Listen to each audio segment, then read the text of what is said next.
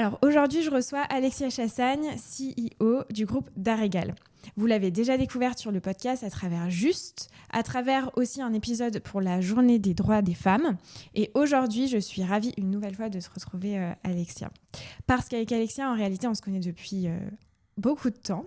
Maintenant, elle a transformé beaucoup de mes croyances, elle m'a fait grandir de façon personnelle et professionnelle. Et vous n'êtes pas sans savoir que j'ai un lien particulier avec toi. C'est très bizarre de lire cette introduction alors que tu es devant moi. Donc, je suis absolument ravie d'avoir cette nouvel échange avec toi. Et puis, Alexia, tu es aussi un parcours singulier à la croisée de l'agroalimentaire, de l'entrepreneuriat, du leadership. Tu as dirigé, tu as transformé, tu as transmis. Donc, c'est très, très inspirant. Et puis, tu as connu aussi des environnements complexes, industriels, internationaux. Et à chaque étape, je pense qu'un fil rouge revient tout le temps, c'est l'humain. Et donc, cet épisode traitera de l'humain et plus précisément du management. Alors, quand on parle de management aujourd'hui, on parlera rarement d'un sujet neutre parce que ça nous marque toute notre vie professionnelle. C'est un mot qui cristallise beaucoup de tensions en réalité, des doutes, parfois même des blessures. Et le management, tu le verras, questionne beaucoup parce qu'il est à la fois omniprésent et parfois mal appris, mal compris, mal appréhendé. Et il passionne parce qu'il touche à l'essentiel, c'est le rapport aux autres dans le milieu du travail, au pouvoir, à la responsabilité et au sens. Et donc, je vais y arriver puisque je parle beaucoup, après je vais te laisser la main. Dans un contexte où les attentes des équipes évoluent beaucoup, on peut parler de nouvelle génération, il y a plein de choses qui se bousculent, où les managers sont souvent pris en étau, parfois entre la performance et l'humain. J'ai bien envie qu'on prenne le temps de parler de ce sujet. Je sais que tu auras plein de choses à nous dire. Bonjour Alexia. Bonjour Salomé. Est-ce que tu peux te présenter aux auditeurs qui ne te connaîtraient pas encore ? Alors, je m'appelle Alexia, j'ai 51 ans. J'ai un parcours qui s'est beaucoup réorienté. Je me suis réorientée très tôt après ma première série d'études. Donc, j'ai fait une thèse et puis après, je me suis réorientée vers le commerce, qui était un gros mot chez moi. Et puis après, je n'ai cessé en fait de prendre des chemins de traverse. Dans ma carrière professionnelle, j'ai été dans des très grands groupes. J'ai été dans des LBO, j'ai été dans des moyennes sociétés, voilà. Et en fait, je me suis laissée inspirer par les signes qui arrivaient à moi. Donc, j'ai fait effectivement du marketing pendant un peu plus de 15 ans, plutôt dans des multinationales. Et ensuite, j'ai pris goût à l'entrepreneuriat. Donc, j'ai racheté la marque Juste Pressé au tribunal de commerce à une date dont je ne me souviens même plus. Donc, j'ai dirigé cette boîte pendant 7 ans. Je l'ai recédée il y a 2 ans. Ensuite, j'ai aidé une société qui s'appelle Fungit, qui est une start-up très prometteuse dans la fermentation solide, à faire sa première levée de fonds. Et puis là, ça fait 18 mois que je suis directrice générale du groupe Daregal. Et je pense que c'est un sujet qui est absolument fondamental, le management, parce que il est finalement le fil rouge de tout ce qui se passe dans une société. Moi, la façon dont je le traite, c'est de dire à mes équipes 70% de la motivation d'un collaborateur, elle vient de son manager. Voilà. Donc, quand vous avez un collaborateur qui s'en va, de facto, il y a 70% de chance ou de risque que ce soit à cause de son manager qui s'en aille. Donc, moi, depuis que je suis arrivée chez Daregal, je prends un soin particulier à non pas former mes managers ou nos managers, parce qu'en fait, je me méfie beaucoup de la formation, mais à les accompagner, à les développer et à leur montrer ce que c'est que d'être un manager. Voilà. Donc, c'est effectivement un sujet qui me parle beaucoup. Alors, j'ai évidemment plein de questions par rapport à ton introduction. Quand tu dis, et je trouve ça assez intéressant qu'on s'y attarde avant de parler du management, que tu as beaucoup été inspiré par les signes de la vie, les opportunités, etc. Et je te connais aussi pour ça, par les opportunités. Souvent, on demande aux jeunes ou même moins jeunes de se projeter, de se dire à 5 ans, 10 ans notamment, souvent parfois dans des grands groupes, on parlerait même de plan de carrière. Comment tu gères ça justement, toi, et comment tu gères ça avec tes équipes ? Comment tu l'expliques ? Et est-ce que tu avais un plan de carrière défini et finalement tu as changé ta vision par rapport à ça ? Alors, c'est une très bonne question. Moi, c'est une question à laquelle je n'ai jamais su répondre. Voilà. Et dans les premières interviews que j'ai eues à la sortie de mes études, on m'a dit « Où est-ce que vous voyez dans 5 ans ?» Et j'ai répondu « Je n'en sais fichtre rien. » Voilà.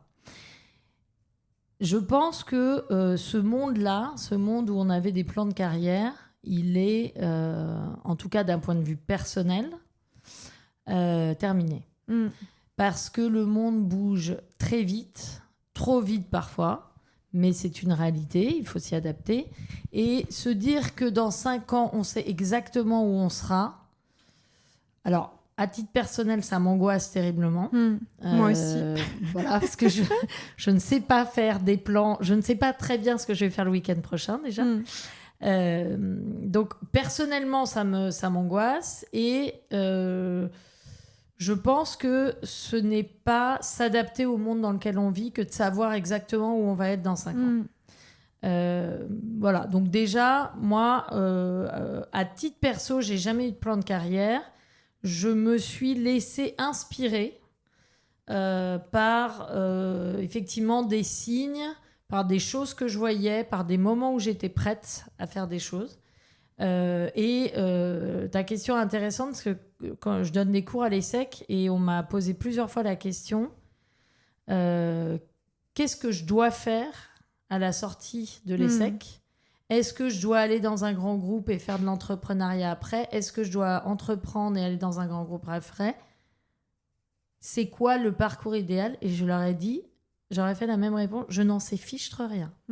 En fait, il n'y a pas de parcours idéal, il y a le parcours qui vous semble le bon pour vous. Maintenant, à titre de dirigeante, c'est un peu différent. Oui. Parce que je suis obligée évidemment de planifier ce qui va se passer dans les 5-10 prochaines années de la société. Et notamment, je suis obligée de prévoir ce qu'on appelle des plans de succession.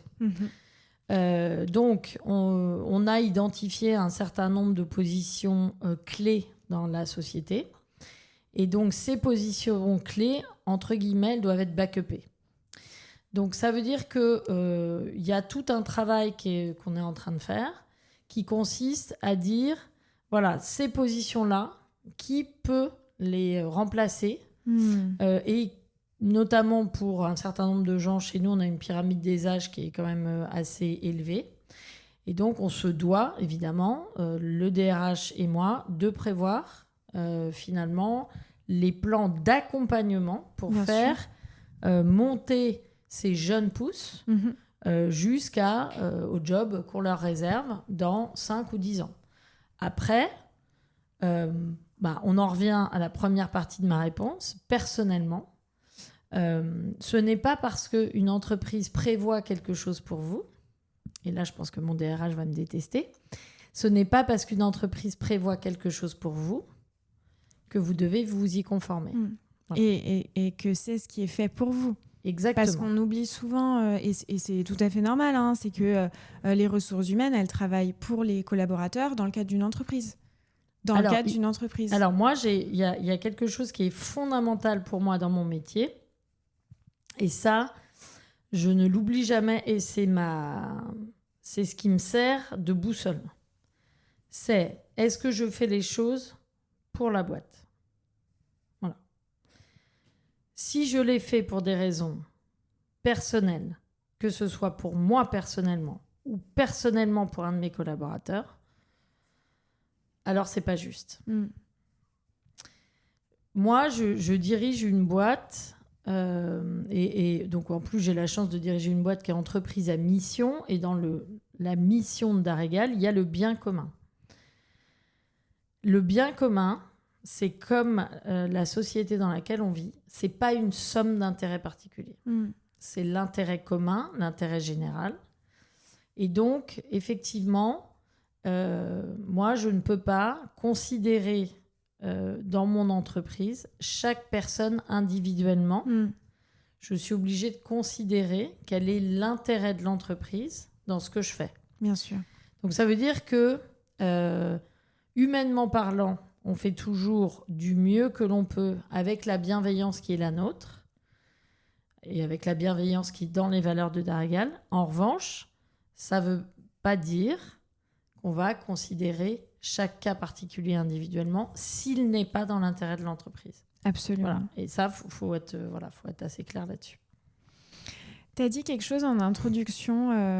Non, déjà, je voulais te poser la question. Quand je t'ai écrit et que je t'ai dit qu'il fallait qu'on se voit et qu'on discute dans le cadre d'une interview, la première chose que tu m'as dit, c'est il faut qu'on parle du management. Donc, c'est ce qu'on se disait. Tu n'as absolument pas connaissance des questions que j'ai prévues ni rien du tout. Pourquoi ce sujet spécifiquement en particulier? Tu y as un peu répondu lors de l'introduction, alors qu'il y a mille sujets qu'on aurait pu aborder. Alors, en fait, je pense que dans ce monde qui va très très vite, où il y a quand même un certain nombre de gens qui s'y retrouvent pas, en fait. Avoir un cerveau plastique ou élastique, c'est un don qu'on a reçu. Enfin, en tout cas, moi, je considère que c'est un don pour moi.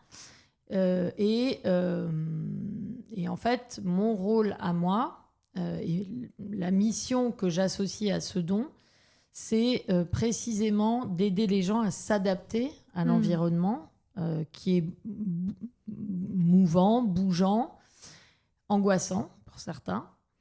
Et en fait, tu ne peux faire ça qu'à travers l'humain. Voilà. Et donc, moi, ça fait 6 mois, moi, ça fait même un peu plus d'1 an, depuis que je suis arrivée chez d'Aregal, mes enfants se foutent de moi. Je ne regarde plus les informations à la télé. Pourquoi je regarde plus... Ça fait que 6 mois. Ouais. Voilà. Bon. Non, ça fait un peu plus. D'accord. Ça fait 1 an et demi que je suis arrivée, donc ça fait à peu près 1 an et demi que j'ai arrêté de regarder les infos. Mes enfants se moquent de moi parce que je ne sais absolument pas ce qui se passe dans le monde. C'est un choix délibéré de ma part de ne pas le faire. Je leur explique que j'ai décidé d'avoir de l'impact là où je pouvais. Et là où je peux avoir de l'impact, c'est au niveau de ma société. Et le plus grand impact que tu peux avoir dans une société, c'est en fait d'amener du sens au travers de l'humain pour la performance de l'entreprise. Et voilà, enfin, je veux dire qu'on soit bien clair, je ne suis pas une assoce humanitaire, je ne dirige pas une assoce humanitaire. Évidemment, bien sûr.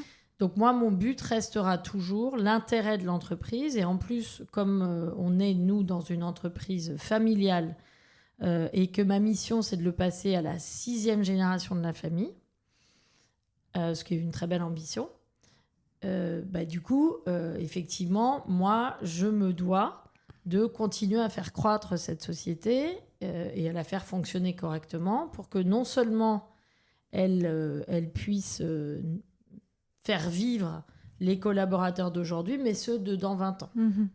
Donc, moi, la façon dont j'ai de l'impact sur la société, c'est évidemment au travers de la direction que je lui donne pour pouvoir aller chercher cette croissance, mais c'est justement pour accompagner tous nos collaborateurs à aller vers ce projet. Et la meilleure façon de le faire, c'est de les accompagner humainement. Bien sûr. Et la personne clé pour moi à l'intérieur de cette organisation, parce que nous, on est 450, c'est le manager. Voilà. Donc nous, on en a 65 chez d'Aregal. Et on les développe, mais on les challenge aussi. Voilà. On les challenge.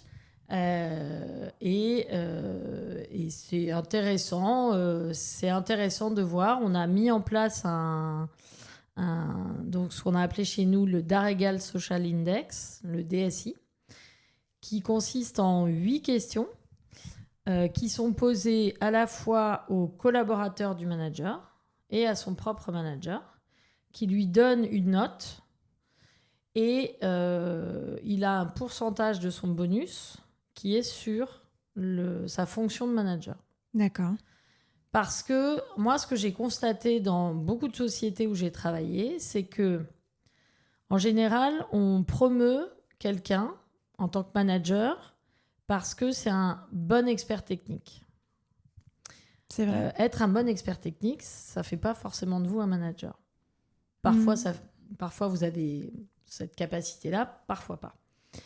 Donc, si vous n'êtes pas accompagné, déjà, ça peut être compliqué. Donc, nous, on fait deux choses. On accompagne, on développe, mais moi, ce que j'ai souhaité, c'est aussi avoir une photo à un instant T de comment sont mes managers, comment ils sont évalués par leur équipe, comment ils sont évalués par leur manager. Et du coup, comment est-ce qu'on va pouvoir aussi faire bouger un certain nombre de lignes par rapport à nos valeurs, des pratiques de management qui sont relativement classiques, des rituels managériaux.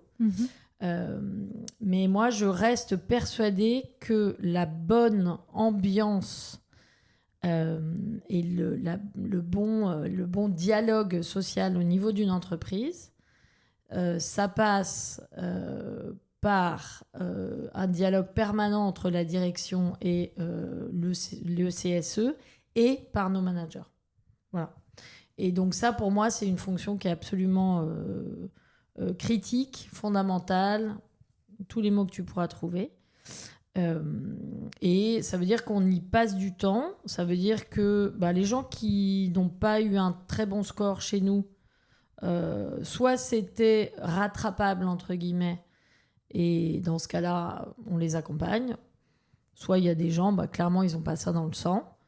Et on leur trouve une autre fonction au sein du groupe. Voilà. Mais pour moi, c'est absolument critique et c'est le sujet de demain. Si on veut faire évoluer nos organisations à la vitesse requise par le monde qui nous entoure, en fait, il faut se baser sur nos managers. Bon, forcément, tu t'en doutes, je partage. Je suis allée voir aussi les questions sur Google les plus posées vis-à-vis du management. Et l'une qui revient systématiquement avec un nombre innombrable de recherches. Comment être un bon manager? Alors, je ne vais pas te poser la question de comment, parce que je ne suis pas sûre qu'il y ait un mode d'emploi et puis on pourrait déblatérer sur ce sujet pendant 15 ans. Mais c'est plutôt pourquoi, selon toi, cette question, elle est si posée aujourd'hui? Alors, à mon avis, il y a plusieurs raisons. La première, c'est que, en fait, il y a une injonction à être un bon manager, un bon dirigeant, une bonne épouse, une bonne maman, un bon papa, un bon sportif. Enfin, bon, voilà. Donc, c'est pour ça qu'il y a ta développement personnel qui va dans tous les sens. Bon. Donc ça, je pense que c'est... là, il y a une forme d'injonction à comment est-ce que je peux... Il y a la performance. Voilà, il y a la performance. Bon, ça, c'est une première chose. La deuxième chose, c'est peut-être, et j'espère, qu'il y a des gens pour qui c'est une vraie question et qui sont réellement concernés, qui ont vraiment envie de savoir comment est-ce qu'ils peuvent être un bon manager. Et bon, voilà, j'espère que cette partie-là est la partie la plus importante. Et c'est une bonne question. Malgré tout, ça reste une très bonne question. Il n'y a pas de réponse à comment être un bon manager ou une bonne manageuse. Parce que c'est un peu comme si... Enfin, pour moi, c'est un peu comme si tu disais comment être un bon être humain, en fait. C'est vrai. Voilà. Ou comment être un bon parent. Alors, moi, ça fait toujours beaucoup rire mes équipes, mais je dis toujours, je suis... en fait, mes principes de management sont exactement mes principes éducatifs. Alors, évidemment, il y a un peu moins de care dans mon principe de management, encore que les gens au bureau te diraient que je suis quand même très caring, mais... pour moi, être un bon manager, c'est... mais pour moi, en tout cas, les principes que je m'applique à moi, c'est de l'écoute, de l'adaptation. En fait, les gens qui pensent qu'il y a une méthode de management, c'est pas vrai. Tu es un bon manager si tu sais t'adapter à la personne que tu as en face de toi. Et ça, c'est souvent l'enjeu. C'est-à-dire qu'on a souvent un style de management qui est notre style de management standard. Et en fait, ce style de management, c'est important de le connaître. Donc, il y a un certain nombre de tests faciles à faire sur Internet. C'est comme tout, c'est un outil, c'est pas un dogme. Bien donc sûr. ils vont le prendre comme une aide. Mais ça peut te donner ta tendance principale en tant que manager. Des préférences comportementales professionnelles. Et ça peut aussi te dire, attention, en fait, c'est comme ça qu'il faut l'utiliser. Bah, tu vas être beaucoup plus à l'aise avec tel type de profil en face de toi. Parce que finalement, être un bon manager, c'est pas manager des gens faciles. Être un bon manager, c'est justement manager les gens qui vont être les plus challenge pour toi par rapport à ton propre style de management. Moi, j'applique des principes assez simples, on va dire. D'abord, il faut vérifier que la personne à qui tu as demandé quelque chose a bien compris ce que tu lui as demandé. Donc, rephraser. Ensuite, quand quelqu'un ne te délivre pas ce que tu lui as demandé, toujours te reposer cette première question. Est-ce que la façon dont je lui ai expliqué est correcte pour lui ou pas ? Est-ce qu'il le comprend comme ça ? Et puis, il faut être très clair. Et ça, j'explique. Ça, c'est vraiment mon explication de base. Un bébé, il n'apprend pas à marcher en une journée. Un bébé, il n'apprend pas à marcher si tu lui racontes, si tu lui fais une formation sur la marche. Voilà. Si tu l'emmènes une journée en cours et que théoriquement, tu lui expliques avec plein de jolis schémas comment fonctionne la marche, il va te regarder un peu dubitatif. Éventuellement, il va se marrer ou il va pleurer, mais il ne va pas apprendre à marcher. Et en fait, pour apprendre à marcher, il faut qu'on te tienne les mains, qu'on te sécurise, qu'on t'encourage. Et ben, un manager, quand il est face à quelqu'un qui n'a jamais fait une tâche de sa vie, son rôle, c'est de l'accompagner comme s'il accompagnait un bébé qui apprend à marcher. Donc au début, tu vas être un peu à côté et tu vas quasiment lui tenir le crayon. Et puis la deuxième fois, comme le bébé, à un moment, tu lui lâches un bras, ton collaborateur, tu vas être capable de le laisser un peu plus tout seul et juste de regarder ce qu'il fait et de corriger, réorienter. In fine, il y a un moment où il va quand même savoir tout faire tout seul, mais tu vas lui donner des conseils et à la fin, tu n'as même plus besoin d'être là. Voilà. Et ça, je pense que c'est vraiment quelque chose... j'ai fait l'exercice l'année dernière avec mes managers. Je leur ai expliqué en fait quel était ce principe-là de management. Parce que je pense que trop souvent, on part du principe que dire à quelqu'un ce qu'il doit faire, en fait, c'est compris. Voilà. Donc, comment être un bon manager ? Ça, j'ai pas la recette. Mais moi, je pense que déjà, être à l'écoute, ne pas appliquer des recettes toutes faites, justement, mais être en permanence dans l'adaptation. Moi, j'ai 11 direct reports. Je les manage pas du tout pareil. Voilà. Parce que j'en ai qui sont hyper seniors et qui ont pas forcément besoin de moi sur des choses du quotidien. J'en ai qui sont beaucoup plus experts que moi sur leur domaine, mais par contre, je les accompagne plutôt sur une partie plus émotionnelle. Donc en fait, il n'y a pas de bonne solution, mais quand même, le petit tips, c'est adaptez-vous à la personne que vous avez en face de vous. Essayez pas d'appliquer des recettes toutes faites, mais déjà posez-lui la question de quoi tu as besoin de moi, en fait. Et c'est intéressant parce que ça répond à ce que tu disais en introduction où tu semblais totalement dubitatif sur la formation et donc, je fais peut-être un raccourci, mais de théories qui peuvent être parfois toutes faites. Et ce que je comprends, c'est que c'est beaucoup dans le faire, en fait. Le faire avec ses équipes, évidemment en accompagnement, mais avec ses équipes. Et du coup, forcément, ça me questionne sur le droit à l'erreur. Parce que quand on fait pour la première fois, forcément, un bébé, je reprends l'allégorie que tu as fait qui est hyper intéressante, c'est qu'un bébé apprend à marcher en tombant. Comment tu traites ce sujet ?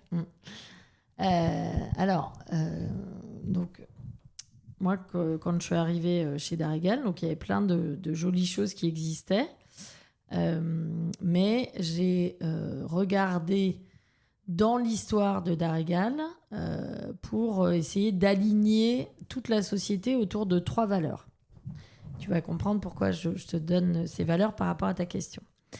Et dans ces 3 valeurs, qui sont finalement les valeurs de la famille qui dirige cette société depuis 139 ans, il y a l'esprit entrepreneurial.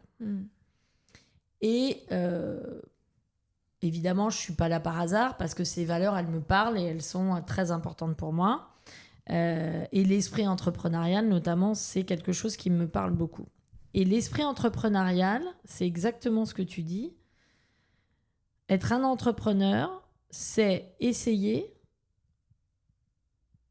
ne pas forcément arriver là où on avait imaginé, mais apprendre. Et en fait, il faut donner exactement ce droit à l'erreur à ses collaborateurs.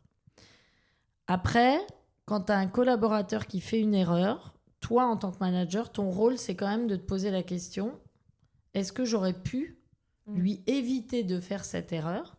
C'est-à-dire, est-ce que je lui ai donné le bon niveau d'accompagnement ? Voilà. C'est quand même important. Il y a des erreurs qui coûtent plus ou moins cher. À mon niveau, si tu rachètes une boîte, que tu te plantes et que tu la revends quelques années après en perdant des millions, c'est une grosse erreur. Donc, il faut quand même essayer d'éviter de la faire. Dans une usine, nous, dans notre usine, on a du très très chaud et du très très froid. Si tu fais une erreur sur du très très chaud ou du très très froid, ça peut coûter la vie de quelqu'un. Donc, c'est des grosses erreurs. Donc, voilà. Donc, il faut quand même faire attention aux erreurs.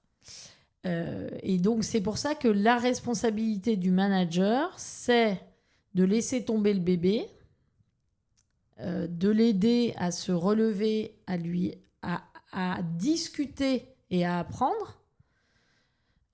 C'est exactement comme le poisson. Si tu apprends à pêcher à quelqu'un, il aura mangé toute sa vie. Si tu lui donnes un poisson, il aura bouffé pour la journée. Donc, il vaut mieux apprendre.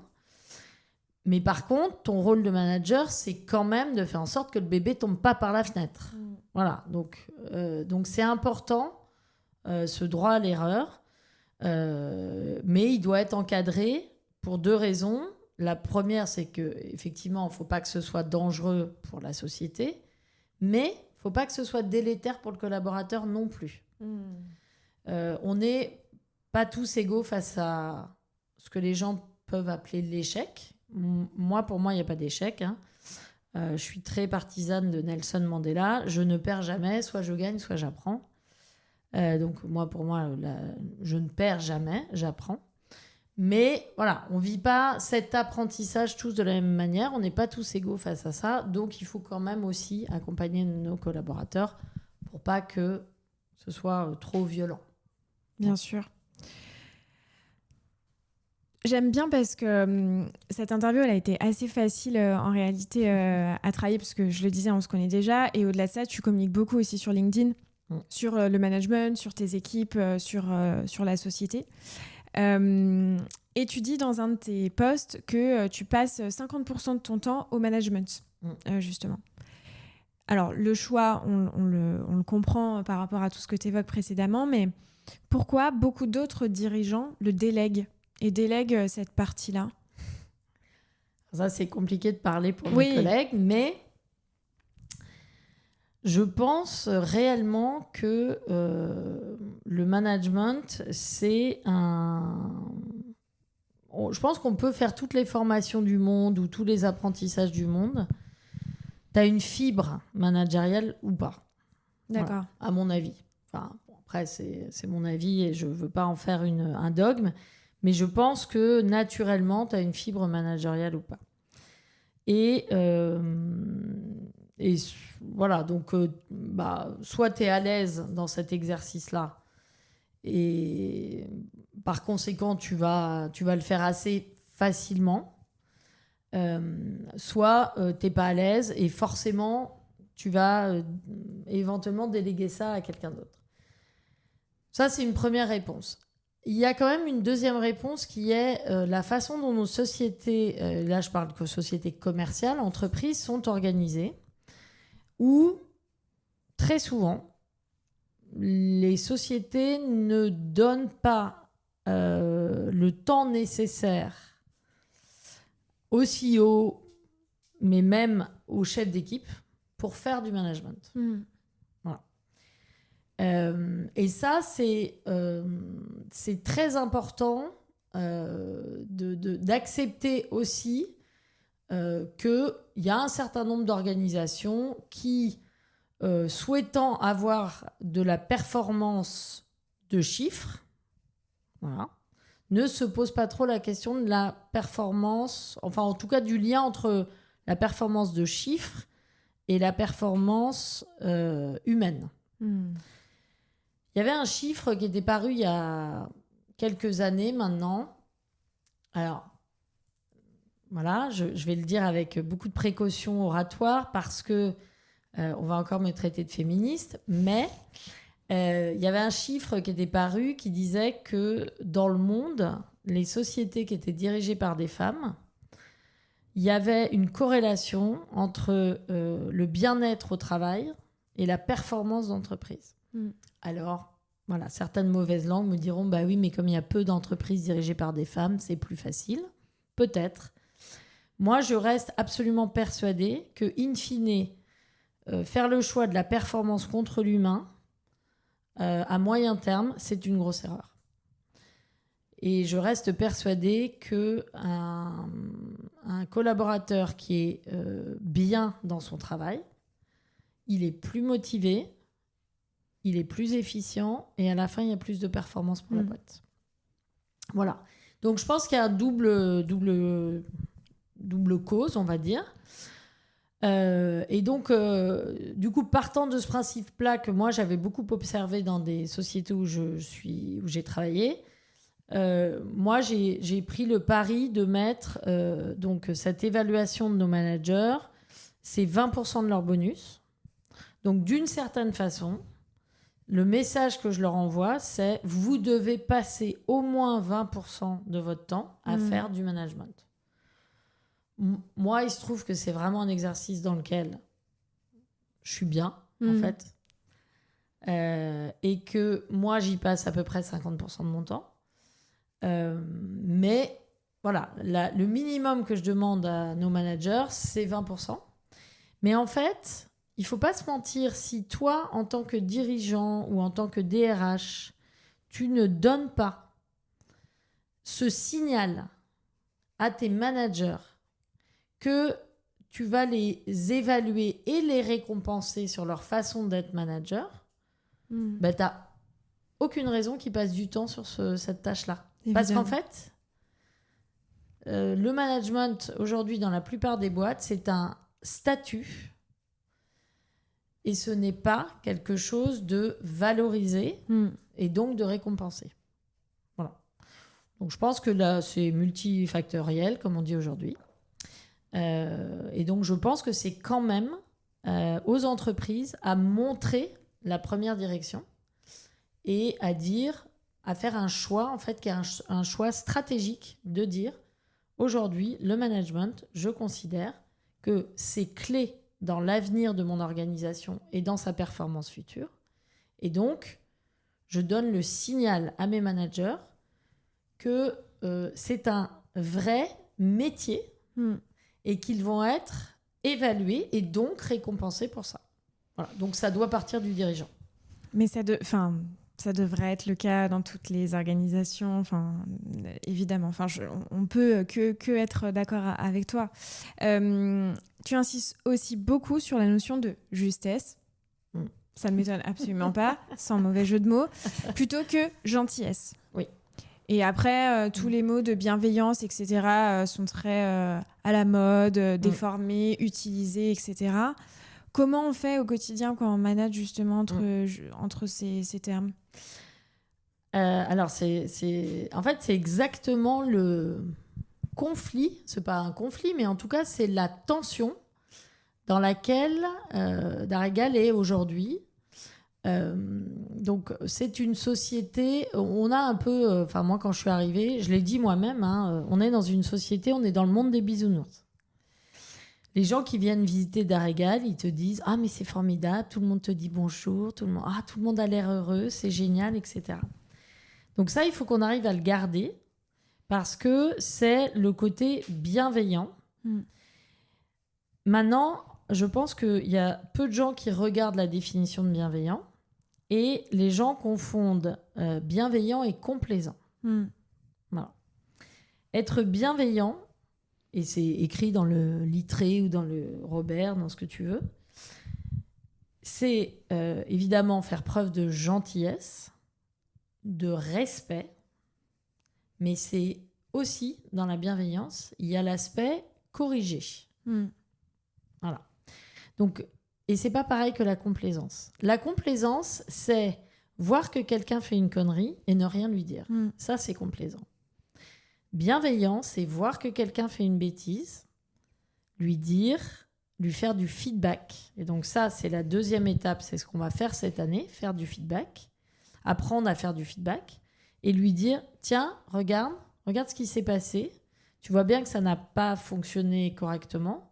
D'abord, est-ce que tu aurais pu le faire autrement ? Toujours demander à la personne si elle peut avoir un input, ne pas lui imposer ta façon de voir les choses. Ça se trouve, elle a une autre façon de faire, cette façon est bonne et toi, tu n'y avais pas pensé. Donc voilà. Et si la personne n'a pas, alors là, tu peux lui dire, effectivement, tiens, moi, j'aurais plutôt fait comme ça, essaye comme ça la dernière fois, parce que ça, tu vois bien que ça n'a pas fonctionné, mais ce n'est pas une très bonne idée. Voilà. Donc, c'est vraiment fondamental de... J'ai oublié ta question. De faire la différence entre... De faire la différence, entre bienveillance et complaisance. Et donc là, moi, on a un call, on fait des call managers quelques fois dans l'année. Et moi, ce que je leur ai bien rappelé cette année, c'est bienveillance, ça va avec exigence. Voilà. Il faut être très clair sur ce que tu attends des gens en termes de performance. Et c'est bien pour ça que moi, c'est ce que j'ai rappelé cette année, parce que en fait, le fait de mettre ces 20% dans le bonus des collaborateurs l'année dernière, enfin des managers, ça les a un peu choqués. La première réaction, ça les a beaucoup choqués. Comme ils n'étaient pas habitués, je pense qu'ils se sont beaucoup concentrés là-dessus.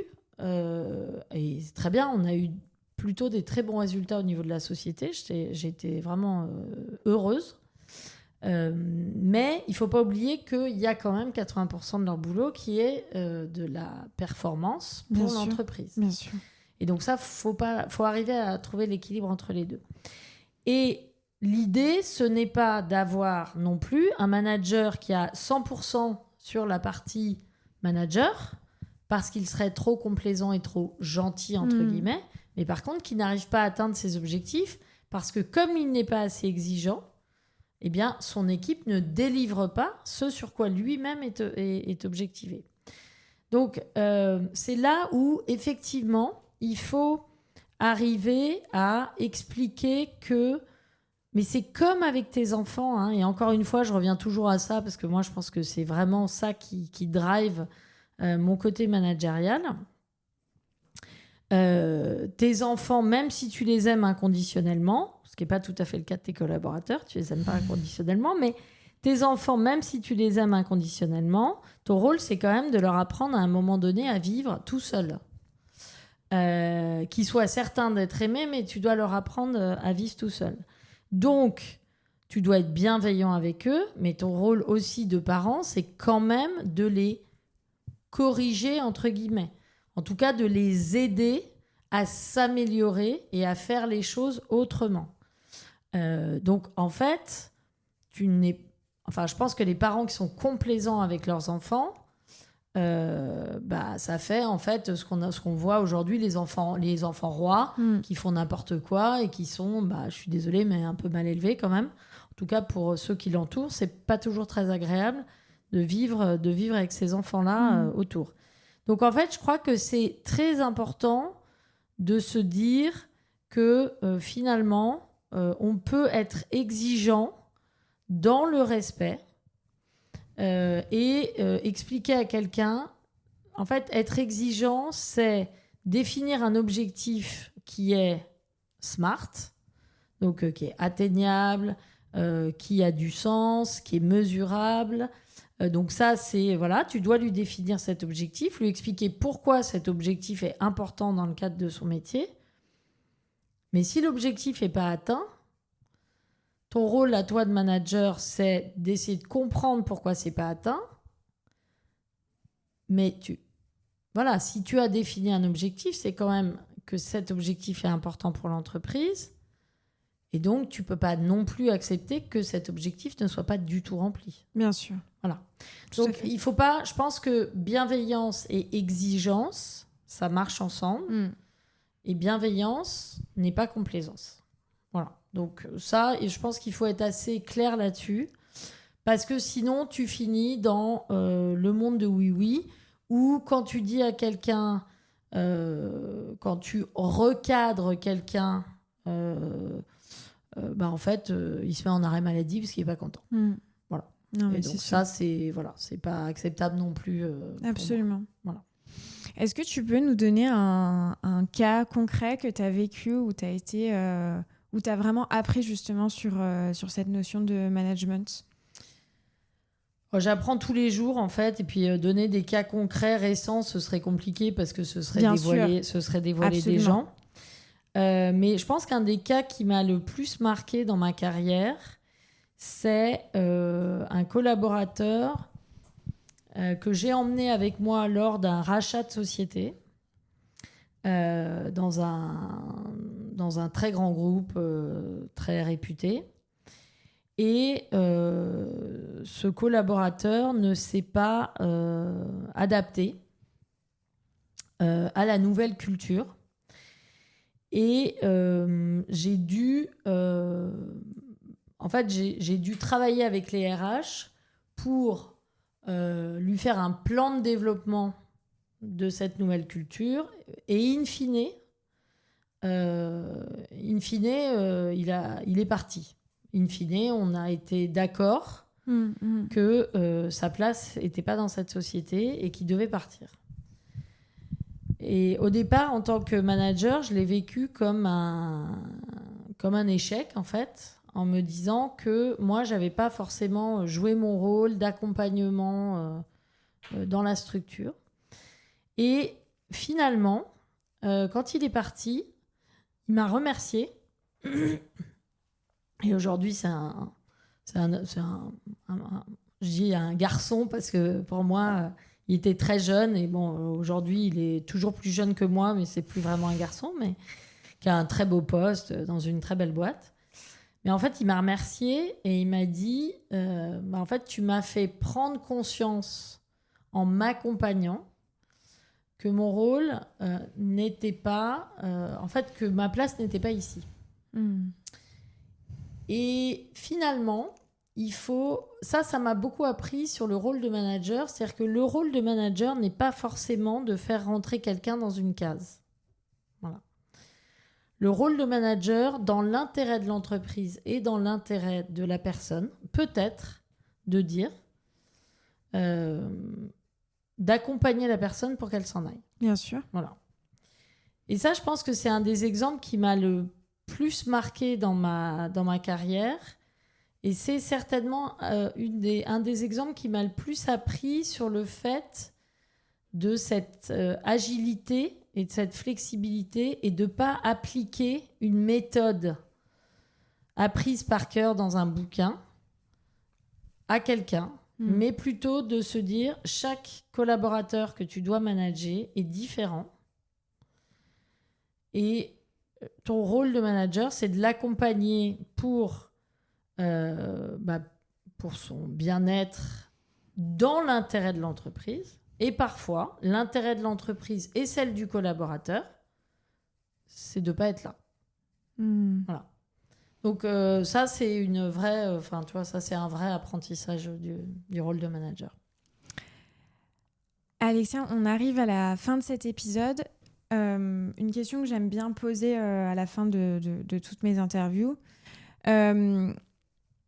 Si justement le management aujourd'hui dans toutes les entreprises, comme tu le fais très bien aujourd'hui chez Daregal, n'était pas seulement un levier de performance, mais aussi un levier d'impact humain lié à la performance, quelle est la responsabilité collective que ça impose selon toi aux dirigeants et aux managers d'aujourd'hui qui nous écoutent ?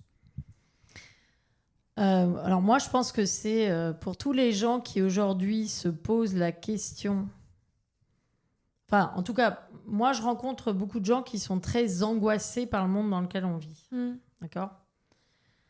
Et c'est vrai que je dis souvent, réfléchissez à votre niveau, quel est votre impact ? Il y a des choses que vous ne pourrez pas faire.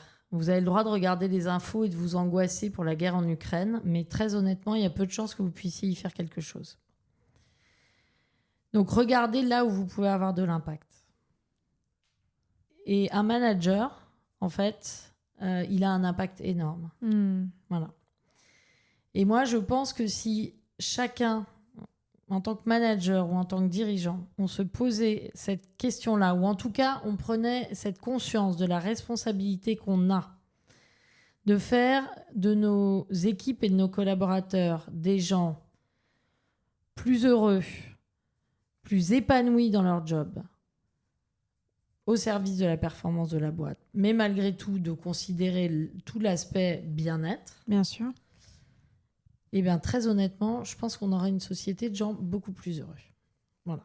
Donc, je trouve que cette prise de conscience dans un monde où on se pose énormément de questions sur quel est mon rôle, je veux donner du sens, eh bien, franchement, être manager, moi, je considère aujourd'hui que c'est un sens en soi, au même titre qu'être un bon parent.